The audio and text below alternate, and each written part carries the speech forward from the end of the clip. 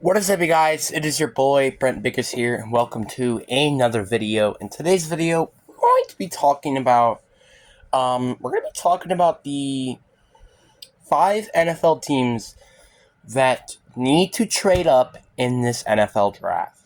Now, specifically, what NFL teams may you ask?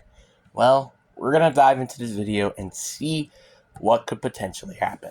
Now, we got the one NFL team. So let's get, I think, in my opinion, some of the obvious ones out of the way. So let's start off with one of them. And you might already know this. We already got the Minnesota Vikings.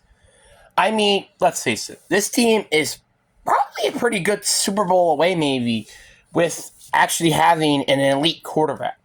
Like, honestly, if Patrick Mahomes was in that offense, boom, and it would win the Super Bowl easily. Because you got one of the top 5 tight ends in the league. You got the best receiver, well, top 3 receiver, I would say, in the league.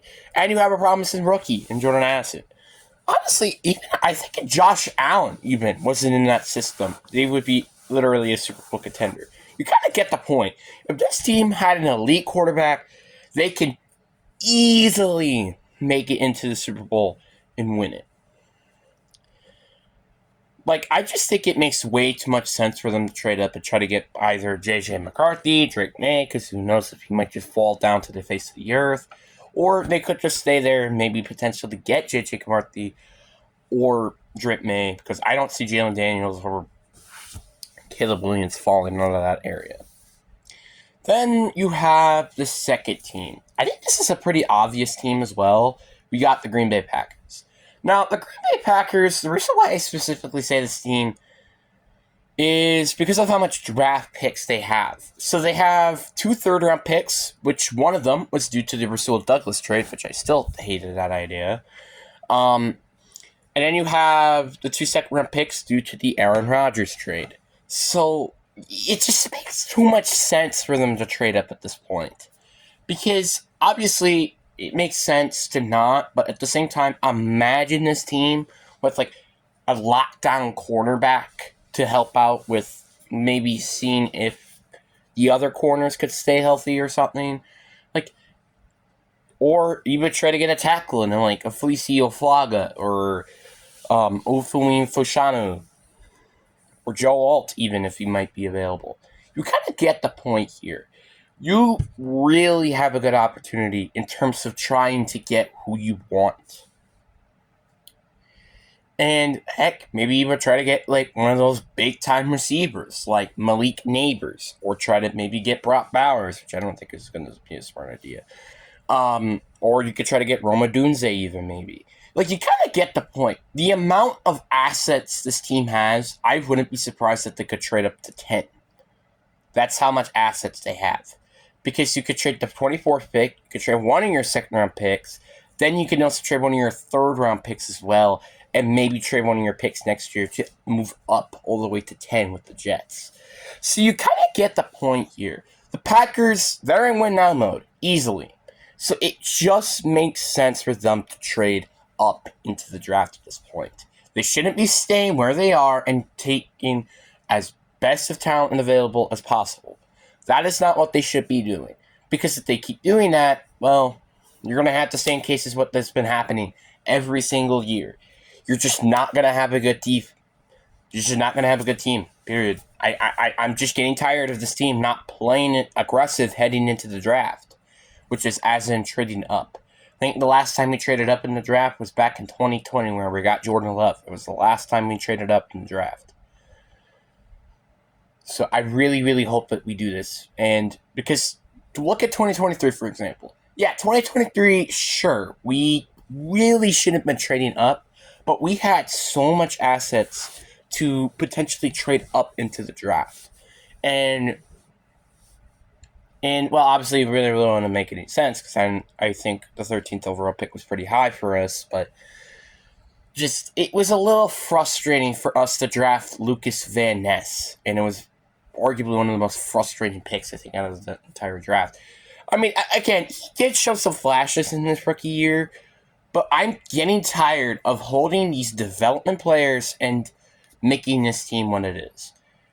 And especially now, because now we are in win now mode, and EA, yes, EA, is predicting the Packers to win the Super Bowl this and next year, as I've been seeing. So it's like, come on, guys, you need to move. You really need to make a trade up at this point. Then you got the number 3 team, and you have the Arizona Cardinals. I mean, I don't really have anything else to say. Now, do I mean by this with the 4th overall pick? No, I do easily see them probably trading down with that pick. But maybe, let's say for in this mock draft world, they trade down with the Vikings. They get the 11th and 23rd overall picks. Maybe trying to make a trade with, I don't know, maybe like Seattle, or heck, with the Bears even, with the 11th overall pick, or maybe the 23rd and 27th overall picks. Like, I don't know, do something, because this team is also, in my opinion, in a very good direction right now. If you just get a little bit more better on offense and also get an edge rusher on defense, this defense could be, well, this team could be a very, very sneaky playoff contender, in my opinion. Kyle Murray is a really good quarterback, and Trey McBride is a good start at tight end, but you really, really need to get better receivers if you really want to contend for the NFC West. Or heck, contend with like teams like the Seahawks and the Rams. Because in my opinion, I think the West could potentially be one of those sneaky best divisions in football, in my personal opinion. Because you have obviously the Niners, which were the defending losers Super Bowl champions. Then you have the Rams, who made it to the postseason last year. Then you have the Seahawks, who barely missed the postseason last year. And the Cardinals made a ton of additions in free agency. And probably in the draft as well. I mean, like, even if you get Marvin Harrison, I still highly recommend this team to probably trade up in the draft. Because you have, I think, 3 or 2 third-round picks, and I think you may have 1 or 2 second-round picks. Like, you have a ton of assets. That's the point here, is that you have a ton of assets. You could trade up into the draft, and you can use all those assets to potentially get your players. So I don't know why this team just doesn't trade up in the first place. Obviously, I do think that they should trade down with the Vikings, but then afterwards, they really should decide to just trade up into the draft. Then you have the number 4 team. And this might be a little bit of a sneaky team. I have the Detroit Lions. Now, the Detroit Lions, the reason why I throw them in this list is basically because I really, really believe if this team could just have a better corner, this could arguably be a Super Bowl contender.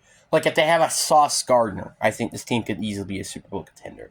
Which is why they should trade up into the draft. Like I said, Seahawks, which I believe to be one of those teams that most likely will trade down in this draft, are going to be able to call for people with the 16th pick. Lions just make too much sense here. Lions, trade your first and second round picks to move up to 16 to get your corner. Because that's really the only need I would say this team has. Like, your O-line is pretty good. You really could use another receiver, but even then, like, sometimes you could just draft them in the later rounds and you get your good ones, like how they got St. Brown.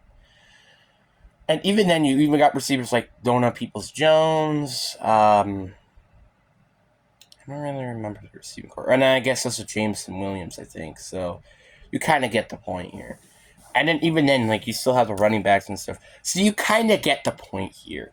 This team really doesn't have a lot of needs. I would say the only needs they have is probably corner and receiver heading into the draft.